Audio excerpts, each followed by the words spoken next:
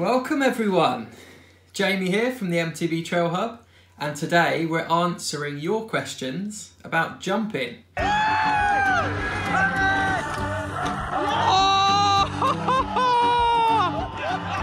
Very tricky subject. Everyone struggled with jumping at some point.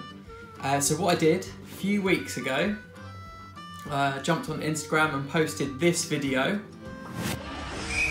Whoa! That's what I was on about. Got your attention, and quite a few of you messaged back actually and asked some questions about jumping that you've got troubles with. So I'm going to work my way through the questions and hopefully you guys can benefit from this. We shall see. So we've got 10 questions all about jumps. First question is how to build up confidence on jumps.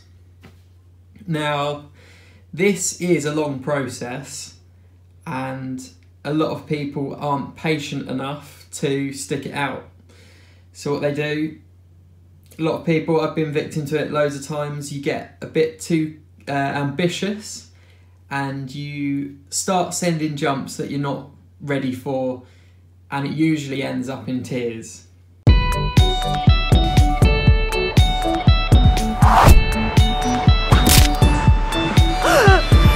Jumping is all about confidence, in my opinion. It's probably, I'd say, 60-70% confidence, 30-40% skill. I honestly believe it to be that. And confidence has to be built up slowly. So in my opinion, what you need to be doing is starting off small, something that you know you can do, and then gradually increase the size of the jump and the confidence will build that way. And in my opinion, that's the only way you can do it. If you rush the process, it usually ends up in a trip to hospital.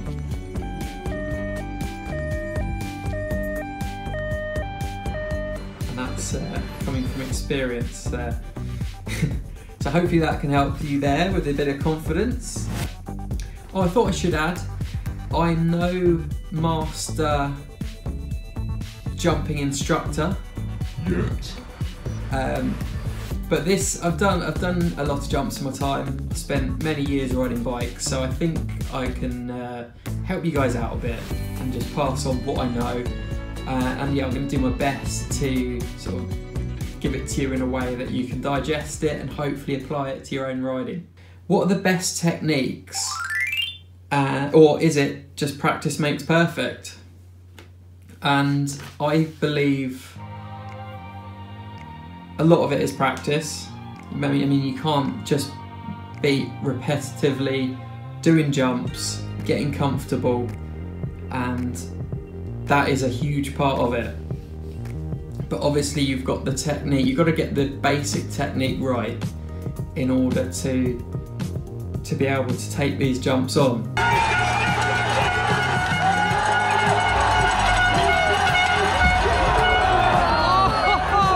It's all about your body position on the bike, so being central over the bike and getting the pop of the jump. So the moment your bike leaves the lip of the jump, those are the sort of the most important things and the techniques you need to get right. So to get the pop of the jump right, you need to be compressing your suspension in, front and rear, evenly, and then as your front wheel leaves the lip of the takeoff, that's when you want the suspension to be coming up, and then you kind of pull the bike up into the body and you should sort of glide up and down from there. Another thing that will come through experience is knowing how fast you should be hitting jumps. You can speed that process up by following someone that you trust before you 100% commit to the jump, to approach it and roll it, get a feel of how the jump's going to kick you. Obviously on doubles you can't do this. That's where you really want to be, I think, watching people that are doing the jumps. You can see the speed. Speak to the person who's doing it, ask them where they're dropping into the trail, and you can carry the same speed through. And really, other than that, there's not a great deal you can do to prevent getting hurt. At some point you have got to just commit.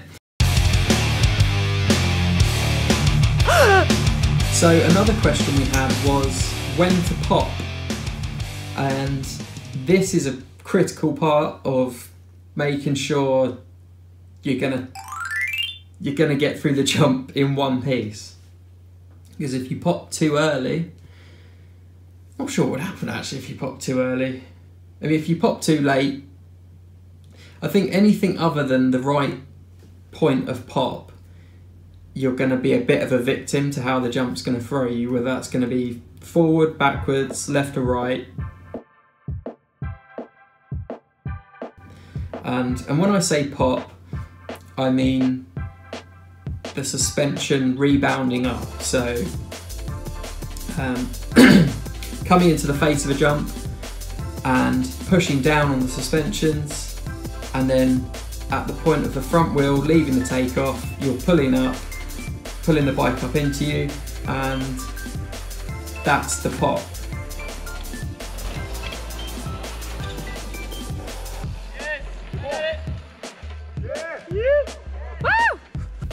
How do I do them? Well, this is a big question. Thanks for that one, Ali. How do you do them? Well, what you do, you just cycle up to them as fast as you can, no brakes, and you pull up. Hock and hope, that's what we call it. Don't do that. How to stabilise yourself when you're in the air, and not to be coming off the jump leaning in one direction or the other. And again, I think this all comes from getting a good pop from the jump and keeping your body weight central. I think another big part of it comes from if you pull up on the bars too hard, then it can cause the front to kind of tweak out a little bit. So you need to keep like quite an even pop between the front and the back suspension.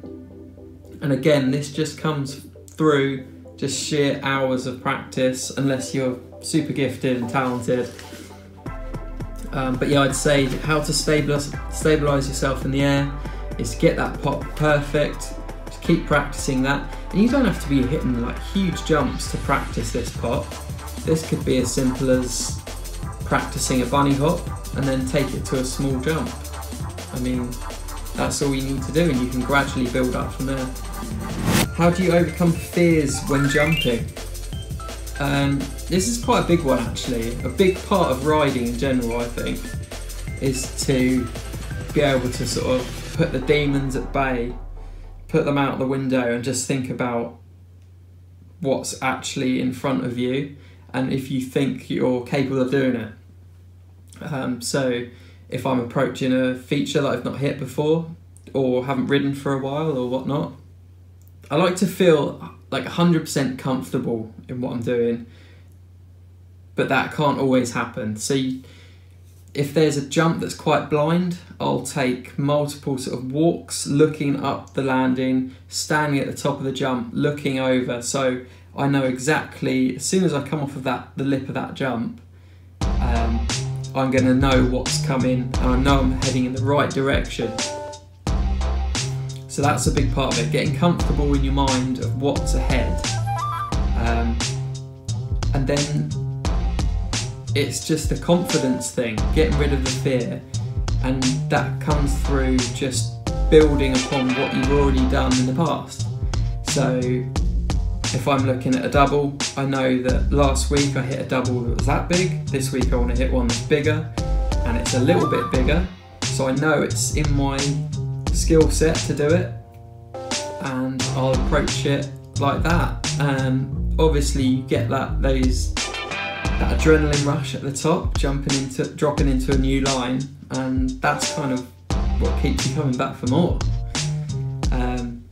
So that's kind of how I get rid of the fear, just through thinking about what I've done in the past and trying to just add a little bit more to what I'm capable of, and that's it. At some point you have just got to nut up and just go for it. But there's definitely a big line between just sending it and hoping for the best and feeling good about what you're going into, preparing yourself. And yeah, that comes through experience. I've done it the other way before and it hasn't ended well. Done it for many years, and you can get away with it when you're a kid, but when you're a bit older, things don't mend quite as quickly and you've got work to think about. So that's a big thing for me, is making sure I'm feeling comfortable with what I'm doing and I'm not just sending it, because you can't just send it and get away with it forever. I struggle to carry enough speed and maintain speed through jump sections. I'd usually say that's more down to the trail itself, because a good jump line you'll be able to just drop in from the top, not touch your brakes and be able to float all the way through them. But occasionally, or quite often, you'll get some jumps that have been sort of thrown together or not built properly, and you have to kind of adjust your speed in between. So I'd be watching what other people are doing, seeing if they are pedaling in between sections, and I think it goes without saying, maintaining your speed through a section of jumps, you have to find that sweet spot on the landing, which is usually on, you've got the knuckle at like the landing of the jump, and you want to land kind of at the top of that point to get the maximum boost from the landing. If you're struggling to make speed through, you could always put a bit more air in your tyres so you can have a bit more roll. And also, some jumps are made to sort of boost up high and you land onto a steep landing. Others you have to kind of suck them up a little bit, so don't go up into the air, kind of travel through them, and then you can push your wheels down into the landing, and you'll get more of a boost through the landing.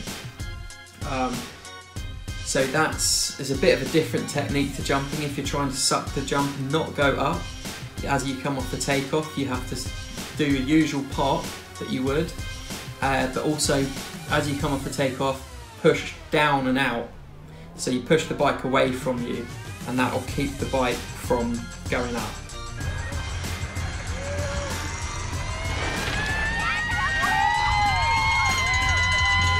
When to be at full extension in relation to wheel placement on the lip.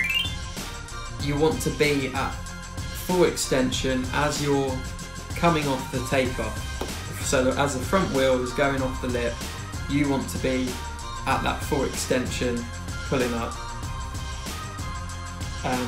As you're approaching the jump and you come into it, you want to be kind of at one with the bike. So as the bike's compressing into the front of the jump, you want to be coming in and pushing down with your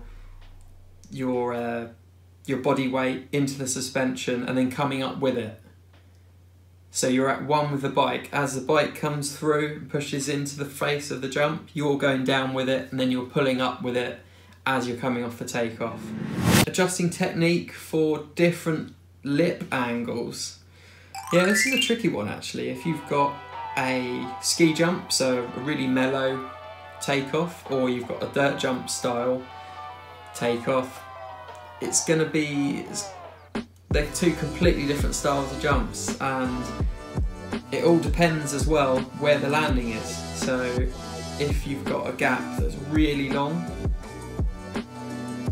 you're really going to have to take speed into it and pull up and use the pop of the bike as much as you possibly can. So you really pull that bike up into the chest, and when you get to the sort of the peak of your rise of the jump, then you can kind of push the bike up and level it out, and that will give you the maximum sort of boost off of the jump.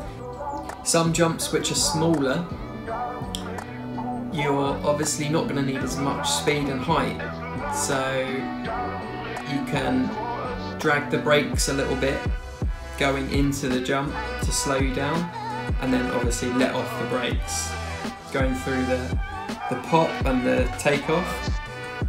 So we touched on a little bit on that earlier, so you'd adjust your technique by, as you're coming off the takeoff, pushing, so you come off the takeoff and you're pushing the bike down and away from you, and that will keep the bike lower.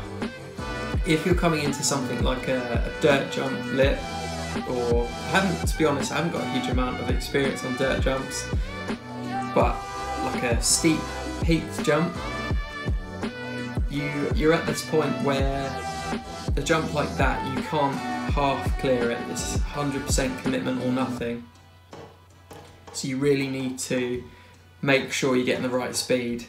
And I don't think the pop is as relevant on a steep jump like that. You can kind of ride through it a bit more because the bike is naturally going to pop you like that. As long as your body weight is in the right position, it shouldn't be a problem. Or you really want to feel that burn.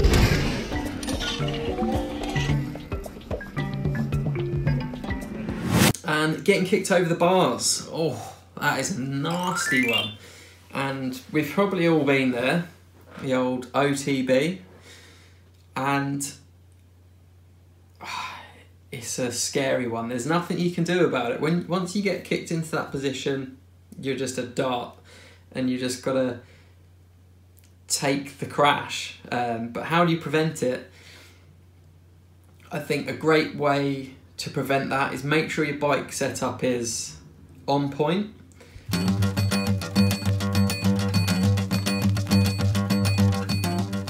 What you can do, set your sag on the rear and the front to 30%, between 20 and 30%, set your sag, and then get your clickers dialed in. And I always set them to the middle point, so I count how many clicks around in the shock and the forks, and then wind them back to the middle point, and then make small adjustments from there. And you know the bike's not then going to rapidly kick you over the bars. Another issue with that, if you're getting kicked over the bars, is either these two things: you've got your weight too far forward as you're going over the jump, or you've got your weight too far back, which is preloading the rear of the bike more. So you might have almost gone over the bars one run, and then you think, actually, I don't want that to happen a second time, so I'm going to hang back, and that will in turn make it even worse. So as you're coming into the jump, you're preloading the rear of the bike too much, and then as you're coming off, it's propelling you even faster. So you really just need to make sure you're in that central position on the bike. So there we've got the 10 questions. I hope that helped a few of you guys out. And yeah, I'd love to know what you guys think of that. So yeah, please let me know, probably in the comments below. Now I'm not sure if we're going to carry on with these style of videos. I might do a few more. Let me know if you're interested in seeing more of this kind of sit down, talk it through. But also we've got some news, some Trail Hub news. MTB Trail Hub news. Today, welcome to the MTB Trail Hub news, and we have some exciting headlines for you today. We are going back to Spain. We're going back with Ride Southern Spain. The trip has been agreed, and we're heading out in January. So we're going to be bringing you another mini series, and I'm really going to focus this time on trying to prepare you guys for what's out there, so you can decide if you want to go out there yourself. We're going to be making some tutorial videos, so things you want to look out for, bike setup, and obviously the usual trail reviews. So that's really exciting. So if you guys want to head out and get a bit of winter sun, those videos should prepare you nicely. So you could expect to see those around mid-January time. Second on the list, we have merchandise. MTB Trail Hub is making some hoodies. I put out a post on my social medias, put a poll out to see what you guys wanted, and it was kind of a bit of a 50-50 split between jerseys and hoodies, and I think I'm going to run with the hoodies because this time of year I think it will be nice, and also I need a new hoodie, so that could go quite well. We're just working on a nice design, and I've been down to the local suppliers and I've picked out a couple of garments that are feeling good quality. So watch this space and you guys shall have some MTB Trailhub merch on the way. Let me know if you want any. Third and last on the list for MTB Trailhub News 2019, I am going to be launching a line of cleaning products. This, I know it probably doesn't sound exciting at all to you guys, but when I set this whole channel up, I always had visions of creating some kind of brand to go with it. And this isn't a pitch, I'm not trying to pitch these products to you, it's just a heads up.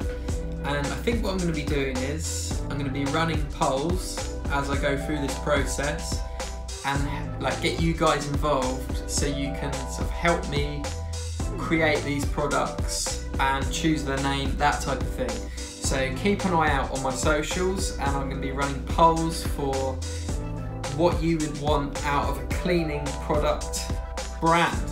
And I don't know how long this is going to take to put together. I had the idea the other day and I'm going to try my hardest, damnedest, to make this thing work and yeah, get it out there. So there will be some quality cleaning products coming your way soon. Just realised how boring that was for you, but